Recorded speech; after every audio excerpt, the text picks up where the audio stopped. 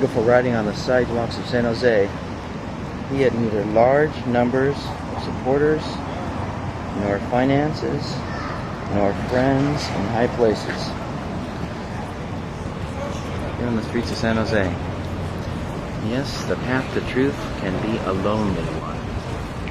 Las personas importantes, según él, eran los hombres y mujeres comunes que luchaban a diario contra las injusticias para hacer el mundo un lugar mejor para la niñez. That's another beautiful statement.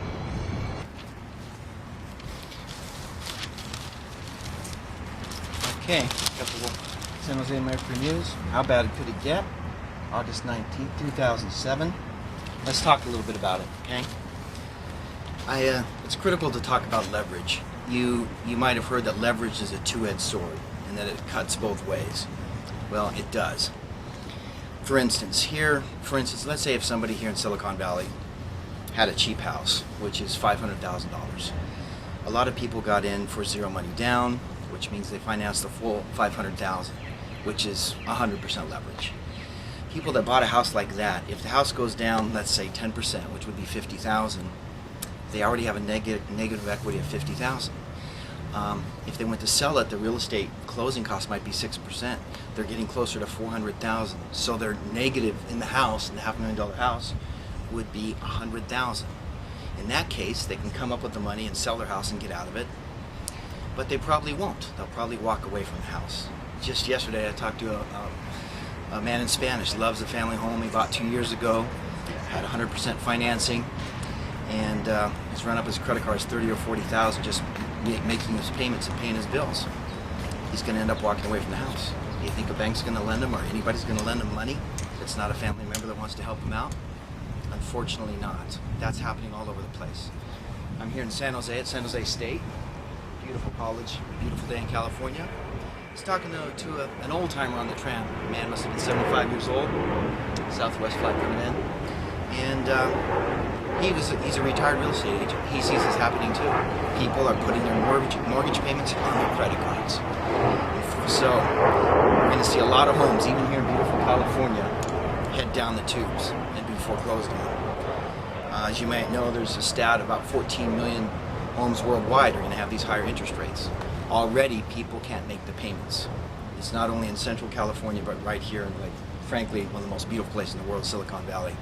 Another thing that happened here just recently is Carl Berg, one of the local billionaires and a legendary investor in this area, had a $1.8 billion real estate portfolio that he was going to sell. Everything was fine 2 weeks ago. Nothing was going to stop the deal. Well, just a couple days ago, the lenders backed out. They're not going to lend Carl Berg, or the people that are going to buy his properties, they're not going to finance his $1.8 billion deal. So it just fell apart. So it's affecting middle-class people, people that have houses, and even very rich people. Okay, it's affecting the rich, middle class. It's going to affect people all across the spectrum. It's sad to see this foreclosure thing happening, but I want to really communicate this. This is math. It's real. Easy money means that there were loans made at low interest rates. People that really couldn't afford those homes, and they're losing those homes. That will continue for 1, 2, 3 years. I know people have said, oh, it's going to come back at the end of 2007. No. It's going to come back during 2008. No. It won't even come back in 2009. The only way this would come back was this, what's called hyperinflation, and that's if the Federal Reserve, frankly, asked the Treasury to print so much money that we had inflation like in Argentina, where I used to live. I remember when I was in Argentina, you'd get money at the first of the month, you'd want to spend it right away, because it would go down 10% in value by the end of the month. If you waited a whole year, the money was worth half as much. The U.S. dollar, as many of you know, is worth about a third of what it was just 2 or 3 years ago. So we're seeing the dollar on a long-term trend going down, and I do believe it'll collapse within 5 years. I think the dollar will be virtually worthless within 5 years.